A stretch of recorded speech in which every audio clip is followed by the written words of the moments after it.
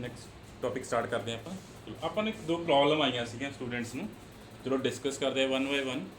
ਚਲੋ ਇੱਕ ਆਹ ਕੁਐਸਚਨ ਸੀ ਨਾ ਕਿ ਕੁਐਸਚਨ ਦੀ ਆਪਾਂ ਸੋਲੂਸ਼ਨ ਕਿਵੇਂ ਫਾਈਂਡ ਕਰਨਾ। ਚਲੋ ਸਭ ਤੋਂ ਪਹਿਲਾਂ ਇਹਨੂੰ ਸਿੰਬੋਲਿਕ ਫਾਰਮ ਕਨਵਰਟ ਕਰਦੇ ਹਾਂ। ਸਿੰਬੋਲਿਕ ਫਾਰਮ ਕੀ ਆਏਗੀ ਆ d raised to power 4 2d cube 3d square plus 2d plus 1y is equal to 0। ਫਿਰ ਆਪਾਂ ਜੀ ਕੀ ਲਿਖਾਂਗੇ ਆਕਸਿਲਰੀ ਇਕੁਏਸ਼ਨ। ਨੈਕਸਟ ਆਪਾਂ ਆਕਸਿਲਰੀ ਇਕੁਏਸ਼ਨ ਲਿਖਦੇ ਹਾਂ d4 3d square plus 2d plus 1 is equal to 0। ਚਲੋ ਹੁਣ ਬਹੁਤ ਸਾਰੇ ਬੱਚਿਆਂ ਤੋਂ ਇਹ ਕੁਐਸਚਨ ਸੋਲਵ ਨਹੀਂ ਹੋ ਰਿਹਾ ਸੀ। ਚਲੋ ਦੇਖੋ ਇਹਦੇ ਫੈਕਟਰ ਕਿਵੇਂ ਬਣਾਉਣੇ ਆ। ਤੁਸੀਂ ਪਹਿਲਾਂ ਪੁੱਟ ਕਰਨ ਦੀ ਕੋਸ਼ਿਸ਼ ਕੀਤੀ ਹੋਣੀ ਹੈ ਨਾ ਕਿ ਪੁੱਟ ਕਰਕੇ ਦੇਖ ਲਈਏ ਕਿ ਕੋਈ ਸੈਟੀਸਫਾਈ ਕਰਦਾ। ਇਹਨੂੰ ਕੋਈ ਵੀ ਰੀਅਲ ਨੰਬਰ ਨੇ ਸੈਟੀਸਫਾਈ ਨਹੀਂ ਕਰਨਾ ਨਾ। ਇੱਕ ਤਾਂ ਸਾਰੀਆਂ ਟਰਮ ਐਡੀਸ਼ਨ 'ਚ ਪਈਆਂ ਨੇ ਆਪਣੇ ਕੋਲ। ਸਾਰੀਆਂ ਟਰਮਸ ਕੀ ਆ ਐਡੀਸ਼ਨ 'ਚ ਪਈਆਂ ਨੇ, ਸਮ 'ਚ ਨੇ। ਇੱਥੇ ਵੀ ਸਾਈਨ ਪਲੱਸ ਦਾ ਸਾਈਨ ਹੈ ਨਾ। ਇਹਦਾ ਮਤਲਬ ਪੋਜ਼ਿਟਿਵ ਰੀਅਲ ਨੰਬਰ ਦਾ ਸੈਟੀਸਫਾਈ ਕਰਨਾ ਹੀ ਨਹੀਂਗਾ। ਨਾ 1 ਸੈਟੀਸਫਾਈ ਕਰੇ, ਨਾ 2, ਨਾ 3, ਨਾ 4, ਨਾ 1/2, ਨਾ 3/2। ਕਿਉਂਕਿ ਜੇ ਐਡੀਸ਼ਨ 'ਚ ਪਈਆਂ ਸੈਟੀਸਫਾਈ ਘੱਟ ਹੀ ਹੁੰਦੇ ਆ ਰੀਅਲ ਨੰਬਰਸ ਨਾ। ਉਹ ਐਡ ਹੋਈ ਜਾਣੇ ਆ, 0 ਤਾਂ 1 ਹੈ ਹੀ ਨਹੀਂ। ਟਰਮਸ ਐਡ ਹੋਈ ਜਾਣ ਕਿਉਂਕਿ ਸਮ 'ਚ ਪਿਆ ਨੇ, ਐਡ ਹੋਈ ਜਾਣਗੀਆਂ, 0 ਨਹੀਂ ਬਣਨਾ ਨਾ। ਉਸ ਤਰ੍ਹਾਂ ਤੁਸੀਂ ਦੇਖੋਗੇ ਕਿ ਨੈਗੇਟਿਵ ਨੰਬਰ ਨੇ ਵੀ ਇਹਨੂੰ ਕੀ ਨਹੀਂ ਕਰਨਾ, ਸੈਟੀਸਫਾਈ ਨਹੀਂ ਕਰਨਾ। ਫਿਰ ਆਪਾਂ ਜੇ ਰੂਟਸ ਕਿਵੇਂ ਫਾਈਂਡ ਕਰਾਂਗੇ। ਇਮੈਜਨਰੀ ਪੁੱਟ ਕਰਦੇ ਹੁੰਦਾ ਨਹੀਂ ਜਲਦੀ ਇਮੈਜਨਰੀ ਨੰਬਰ ਪੁੱਟਣਾ।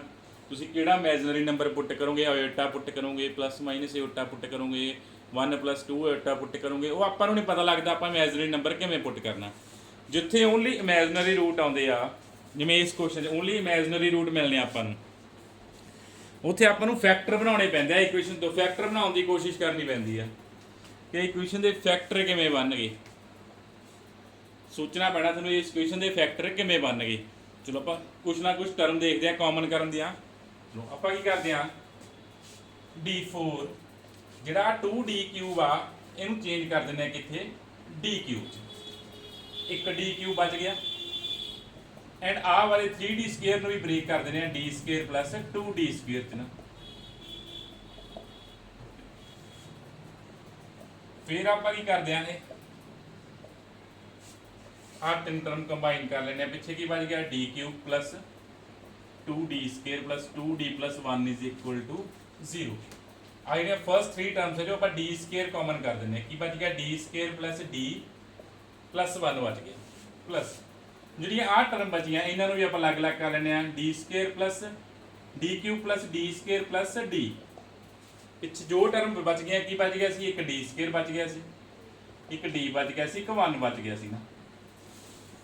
ਹੁਣ ਜਿਹੜੀਆਂ ਆਹ ਤਿੰਨ ਟਰਮਸ ਨੇ ਇਹ 'ਚੋਂ ਵੀ ਆਪਾਂ ਕੀ ਕਾਮਨ ਕਰ ਦਿੰਦੇ ਆ, d ਕਾਮਨ ਕਰ ਲੈਂਦੇ ਆ। ਕੀ ਆ ਜਾਏਗਾ, d square d plus 1 plus ਇੱਥੋਂ ਕੀ ਕਾਮਨ ਕਰਤਾ, d ਕਾਮਨ ਕਰ ਲਿਆ 3 ਟਰਮਸ 'ਚੋਂ, d square plus d plus 1। ਆ ਪਿੱਛੇ ਕੀ ਬਚ ਗਿਆ, d square plus d plus 1 ਬਚ ਗਿਆ। ਹੁਣ ਆ ਸਾਰੀਆਂ ਟਰਮ 'ਚੋਂ ਕੀ ਕਾਮਨ ਆ ਰਿਹਾ ਤੁਸੀਂ ਦੇਖੋਗੇ, d square d plus 1 common ਆ ਗਿਆ। ਆ ਤਿੰਨ ਫੈਕਟਰ ਬਣ ਗਏ, ਤਿੰਨ ਟਰਮਸ ਬਣ ਗਈਆਂ। ਤਿੰਨੋਂ ਟਰਮਸ 'ਚੋਂ ਕੀ ਕਾਮਨ ਆ ਰਿਹਾ, d square plus d plus 1 common ਆ ਰਿਹਾ। ਪਿੱਛੇ ਕੀ ਬਚ ਗਿਆ, d square plus d plus 1 is equal to 0। d square plus d plus 1 is equal to 0। ਹੁਣ ਆਪਣੇ ਕੋਲੇ ਆ ਫੈਕਟਰ ਬਣ ਚੁੱਕੇ। ਆਪਾਂ ਇਸ ਇਕੁਏਸ਼ਨ ਨੂੰ ਸੋਲਵ ਕੀਤਾ, ਉਹਦੇ ਆਪਾਂ ਕੀ ਬਣਾਦੇ, ਫੈਕਟਰ ਬਣਾਤੇ। ਤੇ ਅਸੀਂ ਕੋਸ਼ਿਸ਼ ਕਰਨੀ ਆ ਫੈਕਟਰ ਬਣਾਉਣ ਦੀ। ਜੇ ਫੈਕਟਰ ਬਣਦੇ ਆ ਥੋੜੇ ਕੰਪਲੀਕੇਟਡ ਹੁੰਦੀਆਂ ਇਹ ਇਕੁਏਸ਼ਨਸ, ਠੀਕ ਹੈ, ਜਿੱਥੇ ਆਪਣੇ ਕੋਲੇ ਓਨਲੀ ਇਮੈਜਨਰੀ ਰੂਟ ਆਉਂਦੇ ਆ। ਚਲੋ ਇੱਕ ਇਹ ਇਕੁਏਸ਼ਨ ਸੀ ਆਪਣੇ ਕੋਲ, ਇਹਨੂੰ ਸੋਲਵ ਤੁਸੀਂ ਕਰ ਸਕਦੇ ਹੋ। ਹੁਣ ਸੋਲਵ ਕਰ ਲਿਓ। ਆਪਣੇ ਕੋਲੇ ਕੀ ਹੈ, ਕੁਆਡਰੇਟਿਕ ਫੈਕਟਰ ਆ। ਇਹਨੂੰ ਸੋਲਵ ਕਰੋਗੇ d is equal to -1 plus minus under root 1 - 4/2। Similarly ਦੂਸਰੇ ਦੀ ਵੈਲਿਊ ਵੀ ਕੀ ਆ ਜਾਏਗੀ, -1/2 ਪਲੱਸ ਮਾਈਨਸ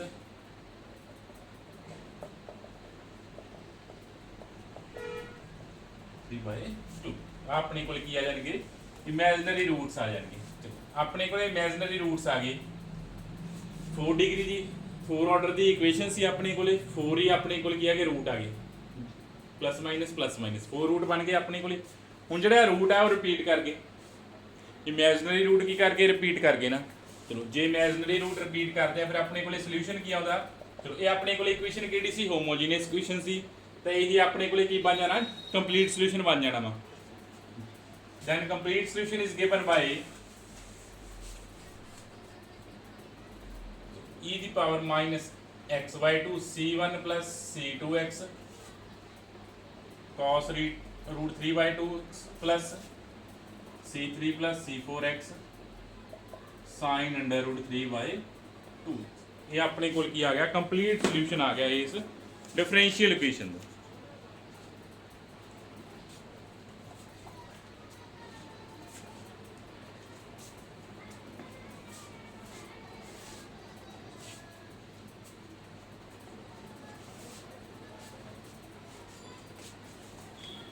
एक अपने को होर क्वेश्चन आया सी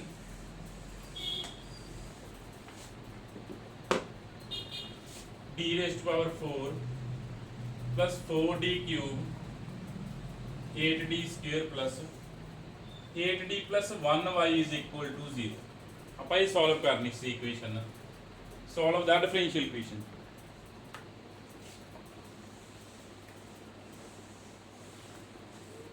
ਹੁਣ ਜੋ ਆਨਸਰ ਦੇ ਅਕੋਰਡਿੰਗ ਇਹਦੀ ਸਟੇਟਮੈਂਟ ਗਲਤ ਹੈ ਜੇ ਆਪਾਂ ਆਨਸਰ ਦੇਖਿਆ ਜਾਵੇ ਇਹਦਾ ਬੁੱਕ ਦੀ ਤਾਂ ਉਹਦੇ ਅਕੋਰਡਿੰਗ ਇਹਦੀ ਸਟੇਟਮੈਂਟ ਗਲਤ ਆ।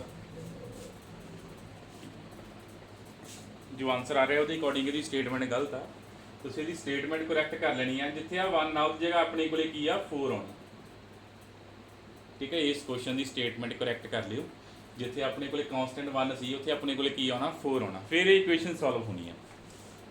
ਆਕਸੀਲਰੀ ਇਕੁਏਸ਼ਨ ਲਿਖੀਏ ਆਪਾਂ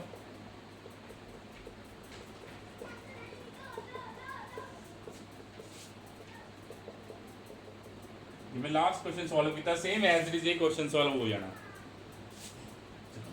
d ਦੀ ਪਾਵਰ 4 ਇਹਨੂੰ ਆਪਾਂ ਕੀ ਲਿਖ ਲੈਂਦੇ ਆ 4d ਕਿਊਬ ਆ ਇੱਥੋਂ ਆਪਾਂ ਫਾਈਂਡ ਕਰ ਲੈਣਾ 2d ਕਿਊਬ ਐਂਡ ਆ 8d ਤੋਂ ਸਕੁਅਰ ਤੋਂ ਆਪਾਂ ਕੀ ਚੂਜ਼ ਕਰ ਲੈਂਦੇ ਆ 2d ਸਕੁਅਰ ਚੂਜ਼ ਕਰ ਲੈਂਦੇ ਆ। ਪਿੱਛੇ ਜੋ ਬਚ ਗਿਆ ਲਿਖ ਲਓ ਕੀ ਬਚ ਗਿਆ ਇੱਕ 2d ਕਿਊਬ ਬਚ ਗਿਆ ਆਪਣੇ ਕੋਲ ਇੱਕ ਕੀ ਬਚ ਗਿਆ 6d ਸਕੁਅਰ ਬਚ ਗਿਆ प्लस की बच गया एक 8d एक 4 बच गया सी ना जो पहलियां 3 टर्म्स ने जो अपने को की कॉमन आ जाना d स्क्वायर कॉमन आ जाना ना फर्स्ट 3 टर्म जो की कॉमन आया ना d स्क्वायर ਹੁਣ ਇਹਨੂੰ ਆਪਾਂ ਰੀਅਰੇਂਜ ਕਰਦੇ ਹਾਂ ਦੁਬਾਰਾ ਟਰਮਸ ਨੂੰ 2d ਕਿਊਬ ਆ 6d ਸਕੁਅਰ ਨੂੰ ਆਪਾਂ ਕੀ ਲਿਖ ਲਈਏ 4d ਸਕੁਅਰ ਲਿਖ ਲਈ एंड 8d ਤੋਂ ਆਪਾਂ ਕੀ ਲੈ ਲੈਣੇ ਆ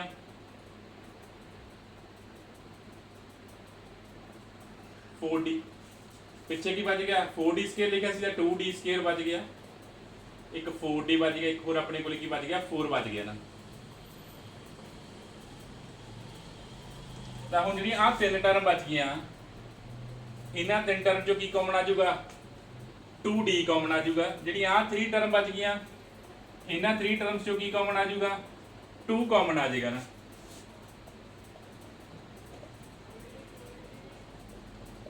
ਇਹਨਾਂ ਚੋਂ 2d ਕਾਮਨ ਕੀਤਾ ਕੀ ਬਚ ਗਿਆ d square plus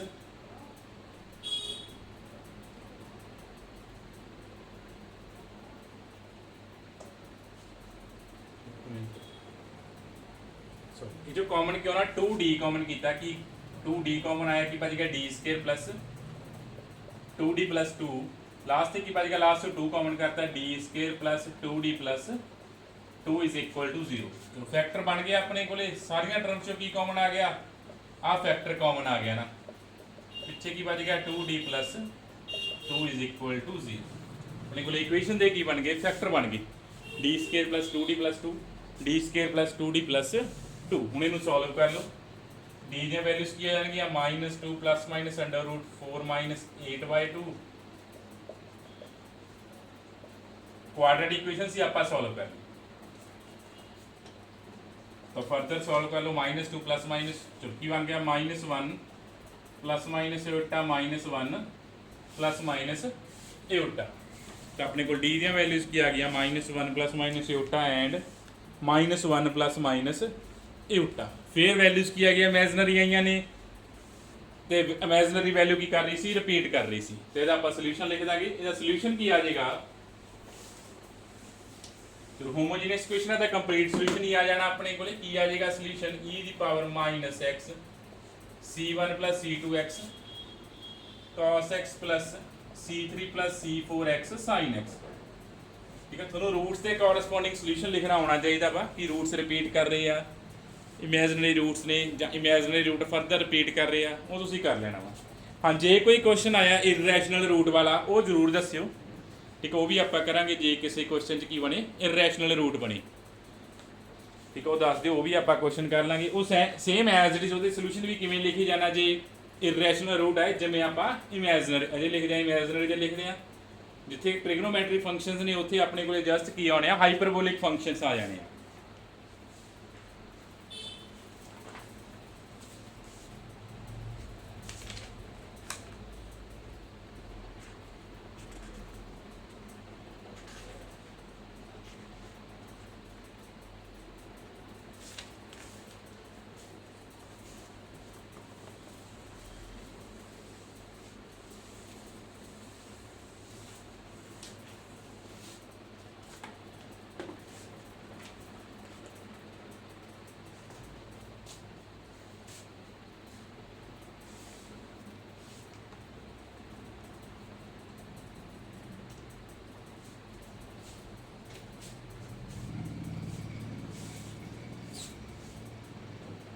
Solve the differential equation। एक और प्रॉब्लम आई थी अपने को, d square plus 9 y is equal to 39 e the power and given ਆਪਣੇ ਕੋਲੇ ਨਾਲ ਕਿ y at 0 ਕਿੰਨਾ ਗਿਵਨ ਆ 1 ਐਂਡ y ਡੈਰੀਵੇਟਿਵ at 0 ਕਿੰਨਾ ਗਿਵਨ ਆ ਮਾਈਨਸ y ਡੈਰੀਵੇਟਿਵ at 0 ਵੀ ਕਿੰਨਾ ਗਿਵਨ ਆ 1 ਗਿਵਨ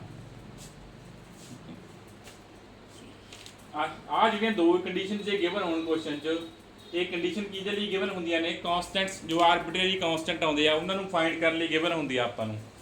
ਪਹਿਲਾਂ ਤੁਸੀਂ ਜਿਵੇਂ ਤੁਸੀਂ ਸੋਲੂਸ਼ਨ ਫਾਈਂਡ ਕਰਦੇ ਹੋ ਐਜ਼ ਡੀ ਸੋਲੂਸ਼ਨ ਫਾਈਂਡ ਕਰਨਾ, ਉਸ ਤੋਂ ਬਾਅਦ ਜੋ ਸੋਲੂਸ਼ਨ ਫਾਈਂਡ ਹੈਗਾ ਉਦੋਂ ਆ ਦੋਨੋਂ ਕੰਡੀਸ਼ਨ ਅਪਲਾਈ ਕਰਨੀਆਂ ਨੇ ਤਾਂ ਕਿ ਆਪਾਂ ਕੀ ਫਾਈਂਡ ਕਰ ਸਕੀਏ, ਆਰਬਿਟਰੀ ਕਨਸਟੈਂਟ ਫਾਈਂਡ ਕਰ ਸਕੀਏ। ਠੀਕ ਹੈ, ਜਿੰਨੀਆਂ ਕੰਡੀਸ਼ਨਸ ਨੇ ਉਨੇ ਆਪਣੇ ਕੋਲੇ ਆਰਬਿਟਰੀ ਕਨਸਟੈਂਟ ਫਾਈਂਡ ਹੋ ਸਕਦੇ ਆ। ਇੱਥੇ ਦੋ ਕੰਡੀਸ਼ਨ ਆਦਾ, ਆਪਾਂ ਦੋ ਆਰਬਿਟਰੀ ਕਨਸਟੈਂਟ ਫਾਈਂਡ ਕਰ ਸਕਦੇ ਆ। ਪਹਿਲਾਂ ਆਪਾਂ ਕੁਐਸਚਨ ਸੋਲਵ ਕਰਦੇ ਹਾਂ। ਚਲੋ ਸਭ ਤੋਂ ਪਹਿਲਾਂ ਸਿੰਬੋਲਿਕ ਫਾਰਮ 'ਚ ਲਿਖ ਲਈਏ ਇਕੁਏਸ਼ਨ ਨੂੰ।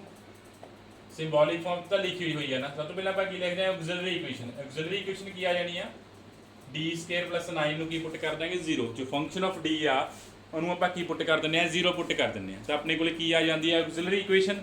ਚਲੋ ਫਿਰ ਆਕਸਿਲਰੀ ਇਕੁਏਸ਼ਨ ਨੂੰ ਸੋਲਵ ਕਰਦੇ ਆ, ਆਪਾਂ ਰੂਟ ਫਾਈਂਡ ਕਰਦੇ ਆ। ਰੂਟ ਕੀ ਆ ਗਏ ਪਲੱਸ ਮਾਈਨਸ 3/8 ਆ। ਚਲੋ ਨਾਨ ਹੋਮੋਜੀਨੀਅਸ ਇਕੁਏਸ਼ਨ ਆ, ਤਾਂ ਸਭ ਤੋਂ ਪਹਿਲਾਂ ਆਪਾਂ ਕੀ ਫਾਈਂਡ ਕਰਾਂਗੇ, ਕੰਪਲੀਮੈਂਟਰੀ ਫੰਕਸ਼ਨ ਫਾਈਂਡ ਕਰਾਂਗੇ। ਚਲੋ ਕੰਪਲੀਮੈਂਟਰੀ ਫੰਕਸ਼ਨ ਕੀ ਆ ਜਾਏਗਾ c1 cos x plus c2 sin x। ਤਾਂ ਆਪਾਂ ਕੰਪਲੀਮੈਂਟਰੀ ਫੰਕਸ਼ਨ ਫਾਈਂਡ ਕਰਤਾ, ਇਹਨੂੰ ਕੰਪੇਅਰ ਕਰ ਲਿਆ ਅਲਫਾ ਪਲੱਸ ਮਾਈਨਸ ਇਓਟਾ ਬੀਟਾ ਨਾ। ਚਲੋ ਇਮੇਜਨਰੀ ਰੂਟ ਆਇਆ ਸੀ, ਇਮੇਜਨਰੀ ਰੂਟ ਦੇ ਕੋਰਸਪੋਂਡਿੰਗ ਆਪਾਂ ਕੀ ਲਿਖਤਾ, ਸੋਲੂਸ਼ਨ ਲਿਖਤਾ। ਨੈਕਸਟ ਆਪਾਂ ਕੀ ਫਾਈਂਡ ਕਰਨਾ, ਪਾਰਟਿਕੂਲਰ ਇੰਟੈਗਰਲ। ਚਲੋ ਪਾਰਟਿਕੂਲਰ ਇੰਟੈਗਰਲ ਕਿਤੇ ਹੁੰਦਾ 1 upon function of d operate on right hand side q। And ਯਾਦ ਰੱਖਿਓ ਜਿਹੜਾ q ਆ ਉਹ ਓਨਲੀ ਕਿਹਦਾ ਫੰਕਸ਼ਨ ਹੁੰਦਾ, x ਦਾ ਫੰਕਸ਼ਨ ਹੁੰਦਾ ਵਾ। ਠੀਕ ਆ, ਜੋ ਆ ਰਾਈਟ ਸਾਈਡ ਤੇ ਟਰਮ ਪਈ ਆ ਇਹ ਓਨਲੀ ਕਿਹਦਾ ਫੰਕਸ਼ਨ ਚਾਹੀਦੀ ਆ। ਆਪਾਂ ਫਸਟ ਡੇ ਤੋਂ ਡੈਫੀਨੇਸ਼ਨ 'ਚ ਵੀ ਕਰਦੇ ਆਏ ਆ ਕਿ ਓਨਲੀ x ਦਾ ਫੰਕਸ਼ਨ ਹੋਣਾ ਚਾਹੀਦਾ ਵਾ। ਠੀਕ ਆ, ਪਾਰਟਿਕੂਲਰ ਇੰਟੈਗਰਲ ਕਿਵੇਂ ਫਾਈਂਡ ਕਰਨਾ ਆਪਾਂ, 1 upon function of d operated on right hand side, ਜੋ ਰਾਈਟ ਹੈਂਡ ਸਾਈਡ ਤੇ ਪਿਆ ਵਾ। ਚਲੋ ਆਪਾਂ ਫਸਟ ਟਾਈਪ ਕੀਤੀ ਸੀ, ਜੇ ਰਾਈਟ ਸਾਈਡ ਤੇ ਆਪਣੇ ਕੋਲੇ ਕੀ ਪਿਆ, ਐਕਸਪੋਨੈਂਸ਼ੀਅਲ ਪਿਆ ਵਾ। ਆ ਕਾਂਸਟੈਂਟ ਕਾਮਨ ਆ ਜਾਏਗਾ, ਆ d ਨੂੰ ਆਪਾਂ ਕਿਹਦੇ ਨਾਲ ਰਿਪਲੇਸ ਕਰ ਦਾਂਗੇ, ਇੱਥੇ ਕੀ ਆ x ਦੇ ਨਾਲ ਕੀ ਆ 1, ਤਾਂ d ਨੂੰ ਆਪਾਂ 1 ਨਾਲ ਕੀ ਕਰ ਦਿੰਦੇ ਆ, ਰਿਪਲੇਸ ਕਰ ਦਿੰਦੇ ਆ। ਕੀ ਆ ਗਿਆ 39/10 e raised to power x। ਇਹ ਆਪਣੇ ਕੋਲੇ ਕੀ ਫਾਈਂਡ ਹੋ ਗਿਆ, ਪਾਰਟਿਕੂਲਰ ਇੰਟੈਗਰਲ ਫਾਈਂਡ ਹੋ ਗਿਆ।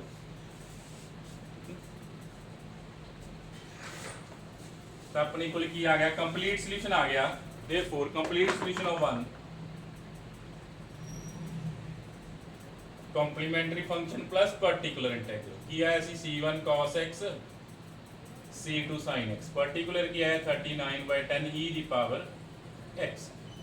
ਨੰਬਰ 2 ਦੇ ਦਿੰਦੇ। ਹੁਣ ਆਪਣੇ ਕੋਲੇ ਸੋਲੂਸ਼ਨ ਫਾਈਂਡ ਹੋ ਗਿਆ। ਹੁਣ ਕੁਐਸਚਨ ਇੱਥੇ ਕੰਪਲੀਟ ਨਹੀਂ ਹੋਇਆਗਾ। ਜੇ ਆਪਾਂ ਨੂੰ ਆ ਕੰਡੀਸ਼ਨ ਗਿਵਨ ਨੇ ਤਾਂ ਆਪਾਂ ਨੂੰ ਫਰਦਰ ਹੋਰ ਇਹਨੂੰ ਸੋਲਵ ਕਰਨਾ ਪੈਣਾ ਵਾ। ਠੀਕ ਹੈ, ਫਰਦਰ ਇਹਨੂੰ ਆਪਾਂ ਨੂੰ ਕੀ ਕਰਨਾ ਪੈਣਾ, ਸੋਲਵ ਕਰਨਾ ਪੈਣਾ ਵਾ। ਕਿਵੇਂ ਸੋਲਵ ਕਰਦੇ ਆ, ਆਪਾਂ ਨੂੰ ਕੀ ਚਾਹੀਦਾ, y ਚਾਹੀਦਾ ਤੇ y ਡੈਰੀਵੇਟਿਵ। ਆਪਣੇ ਕੋਲੇ y ਦੀ ਵੈਲਿਊ ਆ ਚੁੱਕੀ ਆ ਪਹਿਲਾਂ y ਦਾ ਡੈਰੀਵੇਟਿਵ ਵੀ ਨਾਲ ਹੀ ਫਾਈਂਡ ਕਰ ਲਓ। ਕੀ ਆ ਗਿਆ -c1 sin x plus c2 cos x plus 39/10 e ਦੀ ਪਾਵਰ x। y ਫਾਈਂਡ ਹੋ ਗਿਆ, y ਡੈਰੀਵੇਟਿਵ ਫਾਈਂਡ ਹੋ ਗਿਆ। ਤੇ ਹੁਣ ਆਪਾਂ ਕੰਡੀਸ਼ਨਸ ਪੁੱਟ ਕਰਨੀ ਹੈ। ਕੰਡੀਸ਼ਨ ਕੀ ਕਹਿ ਰਹੇ ਆ, ਇਹਦਾ ਕੀ ਮੀਨਿੰਗ ਆ y 0 = 1 ਕਿ ਜਦੋਂ x ਨੂੰ ਆਪਾਂ 0 ਪੁੱਟ ਕਰਨਾ y ਦੀ ਵੈਲਿਊ ਕਿੰਨੀ ਆ ਰਹੀ ਆ 1 ਆ ਰਹੀ ਆ। ਜਦੋਂ ਆਪਾਂ ਇਹਦੀ ਕੀ ਮੀਨਿੰਗ ਆ, ਜਦੋਂ x ਨੂੰ 0 ਪੁੱਟ ਕੀਤਾ y ਦੀ ਵੈਲਿਊ ਕਿੰਨੀ ਆ ਰਹੀ ਆ 1। ਸਿਮਿਲਰਲੀ ਇਹਦਾ ਕੀ ਮੀਨਿੰਗ ਆ ਕਿ ਜਦੋਂ ਆਪਾਂ x ਨੂੰ 0 ਪੁੱਟ ਕੀਤਾ y ਡੈਰੀਵੇਟਿਵ ਦੀ ਵੈਲਿਊ ਕਿੰਨੀ ਆ ਰਹੀ ਆ 1 ਆ ਰਹੀ ਆ। ਚਲੋ ਸੈਕ ਪੁੱਟ ਕਰੋ 0 ਨੂੰ, x ਨੂੰ 0 ਪੁੱਟ ਕਰੋ ਇਨ 2 and 3, 2 ਚ ਪੁੱਟ ਕੀਤਾ y ਦੀ ਵੈਲਿਊ ਕਿੰਨੀ ਆ 1, cos 0 ਕਿੰਨਾ ਹੁੰਦਾ 1 ਹੁੰਦਾ, sin 0 ਕਿੰਨਾ ਹੁੰਦਾ 0, e ਦੀ ਪਾਵਰ 0 ਕਿੰਨਾ ਹੁੰਦਾ 1। ਤਾਂ ਸੈਕੰਡ ਚ ਪੁੱਟ ਕਰਦੇ ਆਪਣੇ ਕੋਲ ਆ ਕੰਡੀਸ਼ਨ ਆ ਗਈ ਰਿਸਪੈਕਟ ਟੂ ਸੈਕੰਡ ਤੇ ਥਰਡ ਜਗ੍ਹਾ ਪੁੱਟ ਕਰਤਾ। ਸੈਕੰਡ ਚ ਪੁੱਟ ਕਰਦੇ ਆ y ਡੈਰੀਵੇਟਿਵ ਐਟ 0 ਕਿੰਨਾ ਆਉਂਦਾ ਵਾ 1, c2 ਬਾਈ। ਹੁਣ ਚਲੋ ਇੱਥੋਂ ਆਪਾਂ ਕੀ ਫਾਈਂਡ ਕਰ ਦੇਣਾ c1 and c2 the value find ਕਰ ਦੇਣੀ ਆ। ਚਲੋ ਦੇਖੋ c1 ਐਂਡ c2 ਦੀ ਆਪਣੇ ਕੋਲ ਵੈਲਿਊ ਕੀ ਆ ਜਾਣੀ ਆ 1 - 39/, ਮੀਨਸ ਕੀ ਆ ਜਾਏਗੀ -29/10। ਆ ਵੀ ਵੈਲਿਊ ਕਿੰਨੀ ਆ ਜਾਏਗੀ -29/10 ਆ ਜਾਏਗੀ। ਤਾਂ c1 ਐਂਡ c2 ਆਪਾਂ ਗਲਤ ਕਰ ਗਏ ਕਾਫੀ ਕੁਝ, ਸੌਰੀ ਇੱਥੇ ਆਪਾਂ ਸੋਲੂਸ਼ਨ ਗਲਤ ਕਰ ਗਏ। ਸੋਲੂਸ਼ਨ ਆਪਣੇ ਕੋਲੇ ਕੀ ਆਇਆ ਸੀ ਚੈੱਕ ਕਰ ਲਿਓ, ਕੰਪਲੀਮੈਂਟਰੀ ਫੰਕਸ਼ਨ ਆਪਾਂ ਆਹੀ ਲਿਖਿਆ। ਰੂਟ ਆਪਣੇ ਕੋਲੇ ਕੀ ਆਇਆ ਸੀ +-3/8 ਆਏ ਸੀ ਨਾ, ਰੂਟਸ d ਦੀਆਂ ਵੈਲਿਊ ਕੀ ਆਈਆਂ ਸੀ +-3/8 ਉਹਦੇ ਕੋਰਸਪੋਂਡਿੰਗ ਕਰਨਾ ਪੈਣਾ ਆਪਾਂ ਨੂੰ। y ਡੈਰੀਵੇਟਿਵ ਵੀ ਚੇਂਜ ਹੋ ਜਾਣਾ ਸੀ ਫਿਰ ਆਪਣੇ ਕੋਲੇ -3c1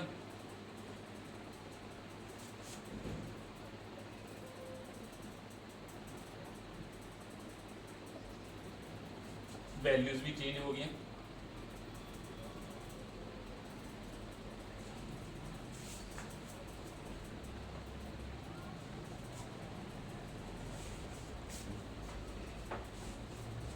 ਕਿ ਚੇਂਜ ਕਰ ਲਿਆ ਕੁਐਸਚਨ 'ਚ ਆਪਾਂ ਸੋਲੂਸ਼ਨ ਸ਼ਾਇਦ ਗਲਤ ਲਿਖ ਗਏ ਪਹਿਲਾਂ।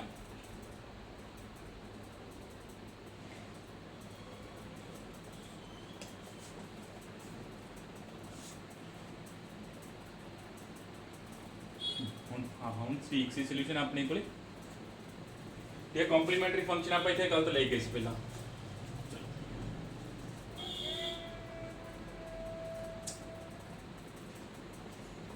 ਚਲੋ x ਨੂੰ 0 ਪੁੱਟ ਕੀਤਾ, y ਦੀ ਵੈਲਿਊ ਕਿੰਨੀ ਆ 1, cos 0 ਕਿੰਨਾ ਹੁੰਦਾ 0, ਇੱਥੇ c1 ਆਉਣਾ ਸੀ ਆਪਣੇ cos 0 ਕਿੰਨਾ ਹੁੰਦਾ 0। ਤਾਂ c1 ਦੀ ਵੈਲਿਊ ਆ ਗਈ -29/10 ਹੀ ਆ ਗਈ। c2 ਦੀ ਵੈਲਿਊ ਚੇਂਜ ਹੋ ਗਈ, ਉਹ ਕਿੰਨੀ ਆ ਗਈ -29/30 ਆ ਗਈ। c2 ਦੀ ਵੈਲਿਊ ਚੇਂਜ ਹੋ ਗਈ ਸੀ, ਕਿੰਨੀ ਆਈ ਆ -29/30। ਇਟ ਮੀਨ ਹੁਣ y ਦੀ ਵੈਲਿਊ ਆਪਣੇ ਕੋਲੇ ਕੀ ਬਣ ਗਈ c1 ਤੇ c2 ਪੁੱਟ ਕਰ ਦੋ। c1 ਦੀ ਵੈਲਿਊ ਕਿੰਨੀ ਆਈ ਆ ਦਿਸ, c2 ਦੀ ਵੈਲਿਊ ਕਿੰਨੀ ਹੈ 29/30 ਪਲੱਸ ਪਾਰਟੀਕੂਲਰ ਇੰਟੈਗਰਲ। ਤਾਂ ਆਪਾਂ ਆ ਦੋ ਕੰਡੀਸ਼ਨਸ ਤੋਂ ਕੀ ਫਾਈਂਡ ਕਰਤਾ c1 ਐਂਡ c2 ਫਾਈਂਡ ਕਰਤੀ। ਜੇ ਤੁਹਾਡੇ ਕੋਲ ਆਰਬਿਟਰੀ ਕਾਂਸਟੈਂਟ ਜ਼ਿਆਦਾ ਆ ਰਹੇ ਆ, ਕੰਡੀਸ਼ਨਸ ਘੱਟ ਗਿਵਨ ਆ, ਜਿੰਨੀਆਂ ਕੰਡੀਸ਼ਨ ਗਿਵਨ ਆ ਉਨੇ ਆਰਬਿਟਰੀ ਕਾਂਸਟੈਂਟ ਫਾਈਂਡ ਹੋਣੇ ਆ।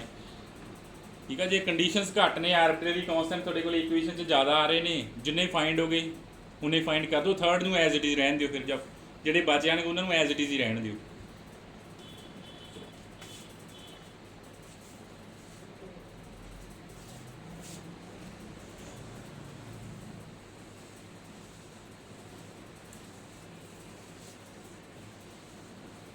ਨੈਕਸਟ ਆਪਣੇ ਕੋਲ ਟਾਈਪ ਸੈਕੰਡ ਆ ਪਾਰਟੀਕੂਲਰ ਇੰਟੈਗਰਲ ਫਾਈਂਡ ਕਰਨ ਦੀ। ਨੈਕਸਟ ਆਪਣੇ ਕੋਲੇ ਟਾਈਪ 2 ਇਫ ਜਿਹੜਾ ਕਿਉਂ ਫੰਕਸ਼ਨ ਆਫ x ਆ ਜਿਹੜਾ ਰਾਈਟ ਸਾਈਡ ਆ ਜਿਹੜੀ ਆਪਣੇ ਕੋਲੇ ਇਕੁਏਸ਼ਨ ਦੀ, ਉਹ ਜਾਂ ਤਾਂ ਸਾਈਨ ਦੀ ਫਾਰਮ 'ਚ ਗਿਵਨ ਹੋਵੇ ਔਰ cos ax ਨਾ, ਜਾਂ ਤਾਂ ਸਾਈਨ ਦੀ ਫਾਰਮ 'ਚ ਹੋਵੇ ਜਾਂ cos ਦੀ ਫਾਰਮ 'ਚ। ਠੀਕ ਹੈ, ਇੱਥੇ ਕੋਈ ਸਾਈਨ cos ਦੀ ਪਾਵਰ ਨਹੀਂ ਹੈਗੀ, ਇਕੱਲਾ ਸਾਈਨ ax ਆ, ਇਕੱਲਾ cos ax ਆ। ठीक है जी। इस फॉर्म का आपां नूं गिवन आ, ठीक है जी, आपां नूं गिवन आ कि वो किहड़ी फॉर्म का गिवन आ, इस फॉर्म का गिवन आ sin ax और cos ax, दोनों लिए रूल सेम ही आ, किसी एक लिए आप सॉल्व कर लेंगे या साइन ली या कॉस ली। चलो प्रूफ करते हैं आप, आ इक्वेशन सॉल्व करनी है, function of D Y is equal to cos A X, चलो ये कॉस ली कर लेंगे आप, function of D is equal to cos A X ना, ठीक है। आप इक्वेशन सॉल्व कर रहे हैं, चलो ये इक्वेशन सॉल्व करते हैं आप हुणे, ठीक है। क्यू की वैल्यू साइन ए एक्स भी हो सकती है, कॉस ए एक्स भी। चलो जे कोई क्वेश्चन का साइन या कॉस च कन्वर्ट हो रहे इन्होंने कन्वर्ट कर लेना वा, ठीक है। याद रखो इन्हों की पावर की है, सिर्फ one one uh, sign A x only cos A x आ, ठीक है जी। क्यू इस टाइप का फंक्शन है अपने को राइट हैंड साइड में। चलो इस दो केस राइज होंगे, केस फर्स्ट ਜਾਂ ਇੱਥੇ ਤੁਸੀਂ ਇਦਾਂ ਲਿਖ ਲਓ ਜੋ ਆਪਾਂ ਪਹਿਲਾਂ ਨੋਟੇਸ਼ਨ ਕਰਦੇ ਪਏ ਆ, ਪਹਿਲਾਂ ਆਪਾਂ ਫਾਈ ਲਿਖਿਆ ਆ function of D, fi the farm 'ਚ ਲਿਖਿਆ ਸੀ ਨਾ, ਇਜ਼ ਇਕੁਅਲ ਟੂ ਦਿਸ ਨਾ। ਕੇਸ ਫਸਟ ਕਰਦੇ ਆ, if fi D can be express as written as function of D square, ਕਿ ਜੇ ਆਪਾਂ ਫਾਈ ਡੀ ਨੂੰ ਕਿਵੇਂ ਲਿਖ ਦਈਏ, ਫੰਕਸ਼ਨ ਆਫ ਡੀ ਸਕੁਅਰ ਲਿਖ ਦਈਏ। ਫੋਰ ਐਗਜ਼ਾਮਪਲ ਜੇ ਤੁਹਾਡੇ ਕੋਲ ਆ ਪਿਆ ਵਾ मीन जी इदां दी आ, एम जे तुसी फंक्शन ऑफ डी ਜਾਂ ਤਾਂ ਕਹਿ ਦੋਗੇ डी ਦਾ ਫੰਕਸ਼ਨ ਆ, ਜਾਂ ਇਹਨੂੰ ਹੋਰ ਮੈਂ ਕੀ ਕਹਿ ਸਕਦਾ, ਇਹ ਫੰਕਸ਼ਨ ਆਫ डी ਸਕੁਅਰ ਵੀ ਹੈ, ਕਿਉਂਕਿ ਸਾਰੀਆਂ डी ਸਕੁਅਰ ਦੀ ਟਰਮ 'ਚ ਪਿਆ ਆਪਣੇ ਕੋਲੇ,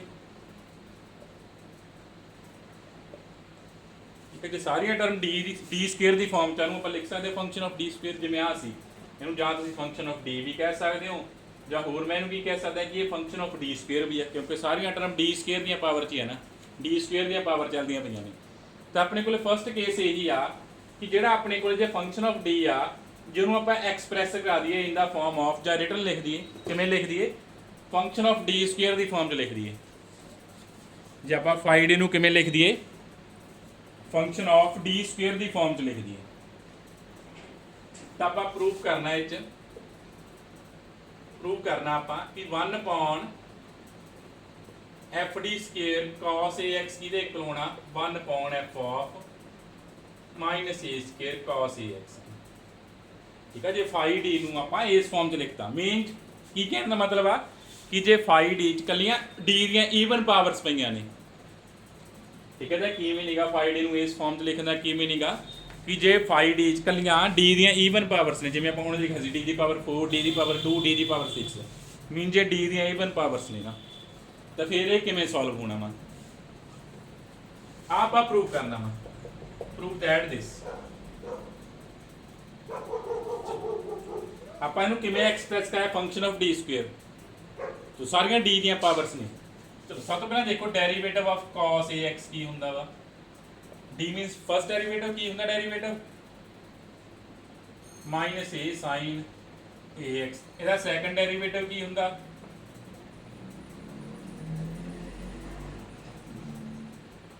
माइनस ए स्क्वेयर कॉस ए एक्स बन जाऊगा ना, माइनस ए स्क्वेयर कॉस ए एक्स। थर्ड डेरिवेटिव फाइंड करोगे की बन जाऊगा, a cube sine A x. Fourth derivative find करोगे की बन जाऊगा,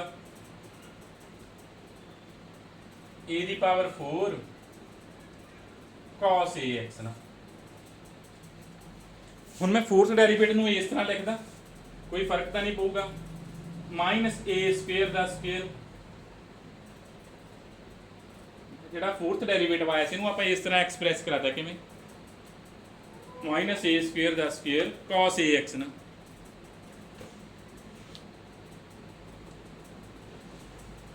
ठीक है। जिहड़ा फर्स्ट आया उन्होंने आप इस तरह लिख दी,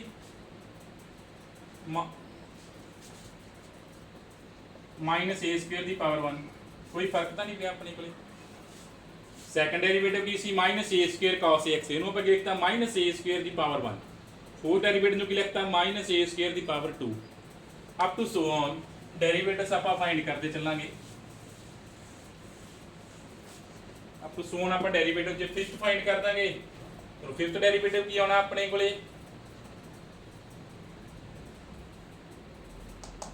माइनस ए की power 5 sine A X and sixth derivative की आना माइनस ए की पावर 6 cos ax ना एंड सिक्स्थ नूं भी आपां की लिख दिंदे आ माइनस ए स्क्वेयर का क्यूब ना सिक्स्थ नूं आपां की लिखता माइनस ए स्क्वेयर का cube up to so on 2n derivative जे फाइंड कर दिए आपां 2n क्यों फाइंड किया आपां फंक्शन नूं इस तरह ही एक्सप्रैस कराया कि सारियां ईवन पावर्स ने इस करके आपां ईवन डेरीवेटिव ते ज़्यादा जोर दे रहे हैं second derivative fourth derivative sixth derivative अगे 2n डेरीवेटिव वो की आ जाएगा माइनस ए स्क्वेयर की पावर n जे 4 सी पावर 2 आई सी 2 सी पावर 1 आई सी 2n दा पावर कितनी आ जाएगी n आ जाएगी चलो आपां सारे ईवन डेरीवेटिव्स फाइंड कर ले सारे आपां ईवन डेरीवेटिव्स की करते फाइंड करते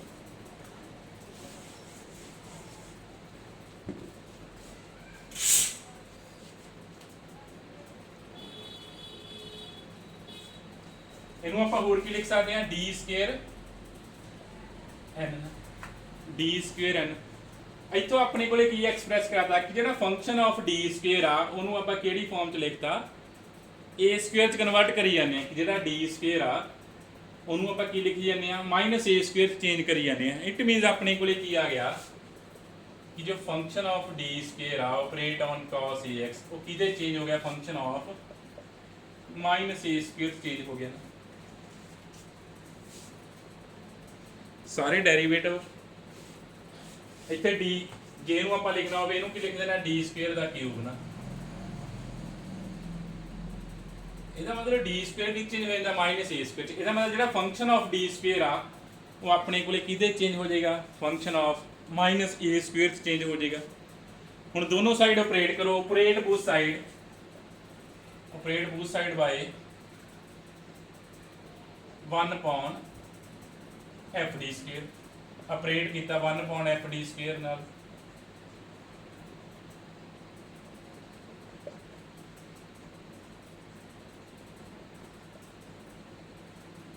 आ बन आ एफ डी कैंसल हो जाना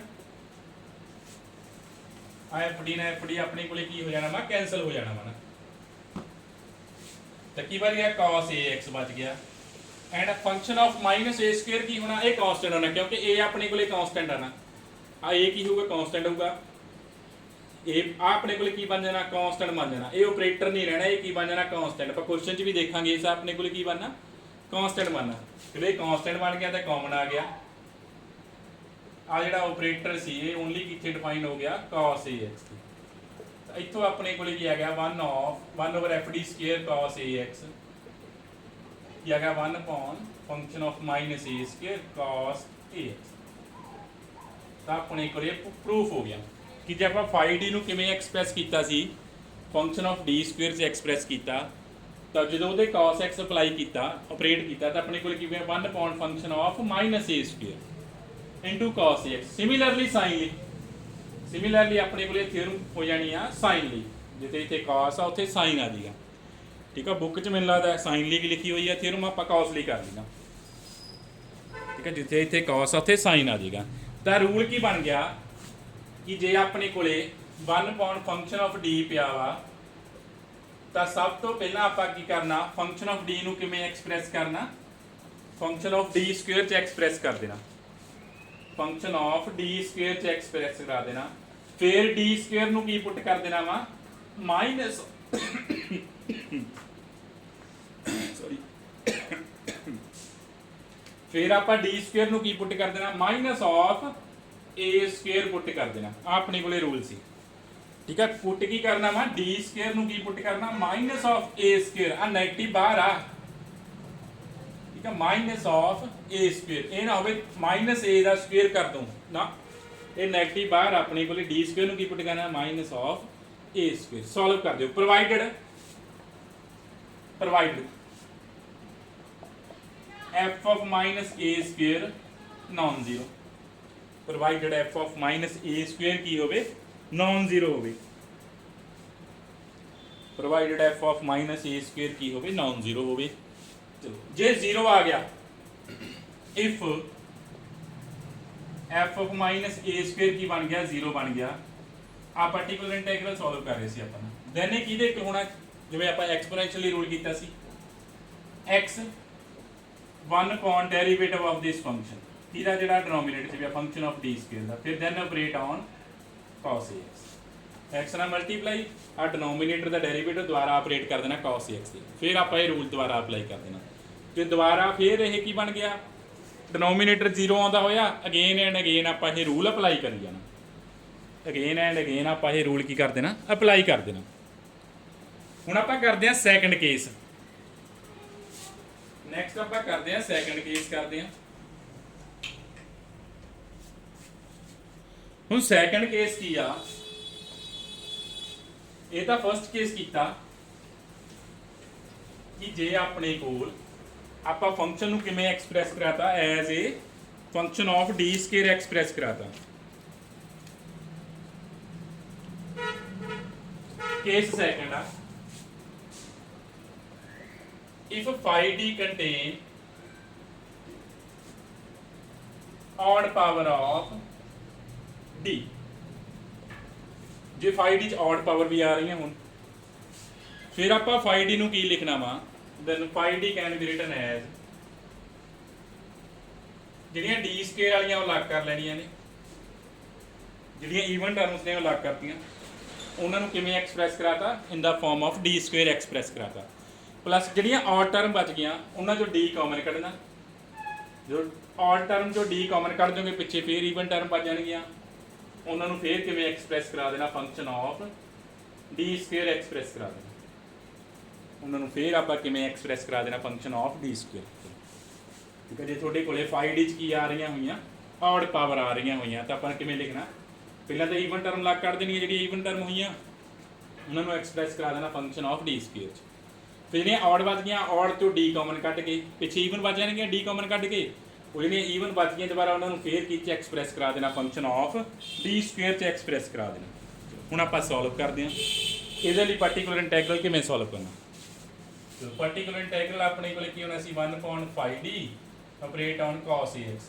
ਜਾਂ sin ax ਠੀਕ ਹੈ ਦੋਨਾਂ ਲਈ ਸੇਮ ਆ ਚਲੋ phi d ਨੂੰ ਆਪਾਂ ਕਿਵੇਂ ਐਕਸਪ੍ਰੈਸ ਕੀਤਾ ਇਸ ਤਰ੍ਹਾਂ ਐਕਸਪ੍ਰੈਸ ਕੀਤਾ ਹੋਇਆ ਵਾ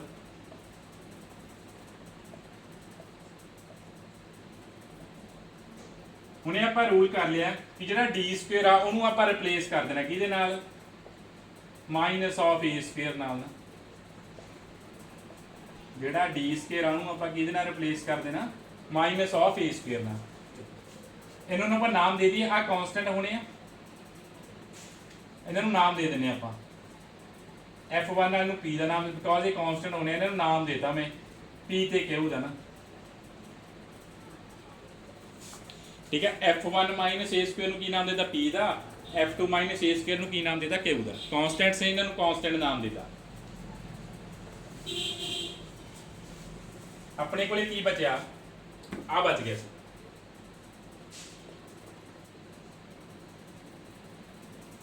ਹੁਣ ਇੱਥੇ ਆਪਾਂ ਕੀ ਕਰ ਦੇਣਾ ਰੈਸ਼ਨਲਾਈਜੇਸ਼ਨ ਕਰ ਦੇਣੀ ਆ ਆਪਣੀ ਕੋਸ਼ਿਸ਼ ਇਹ ਹੋਣੀ ਚਾਹੀਦੀ ਆ ਕਿ ਜਦੋਂ ਸਾਈਨ ਜਾਂ ਕਾਸ ਫੰਕਸ਼ਨ ਆ ਡਿਨੋਮੀਨੇਟਰ 'ਚ ਹਮੇਸ਼ਾ d ਸਕੁਅਰ ਆਵੇ हमेशा की आवे डी स्क्वायर जे कल्ला डी बच गया तो उन्होंने आप डी बनाना वा किमें बाय रैशनलाइजेशन करके इत्थे हुण आपां सॉल्व करते करते कल्ला डी बच गया सी तो जिहड़ा ये डी आ इनू डी स्क्वायर च कन्वर्ट करो तो की करना इनू रैशनलाइजेशन कर देना आपां की करता रैशनलाइजेशन करती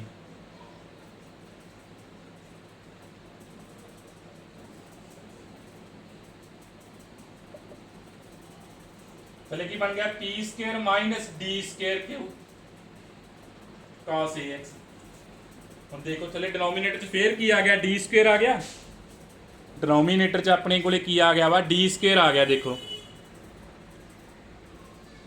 डिनोमिनेटर च की आ गया d स्क्वायर चलो रूल की कहंदा जदों डिनोमिनेटर च d स्क्वायर आ गया ਤਾਂ d स्क्वायर ਨੂੰ ਆਪਾਂ ਕਿਹਦੇ ਨਾਲ ਰਿਪਲੇਸ ਕਰਨਾ ਵਾ ਮਾਈਨਸ ਆਫ a स्क्वायर ਨਾਲ डी स्क्वायर ਨੂੰ ਕਿਹਦੇ ਨਾਲ ਰਿਪਲੇਸ ਕਰਨਾ ਮਾਈਨਸ ਆਫ a ਸਕੁਅਰ ਨਾਲ ਤਾਂ ਇਹ ਸੋਲਵ ਹੋ ਗਿਆ ਕੀ ਆ ਗਿਆ p square plus a square q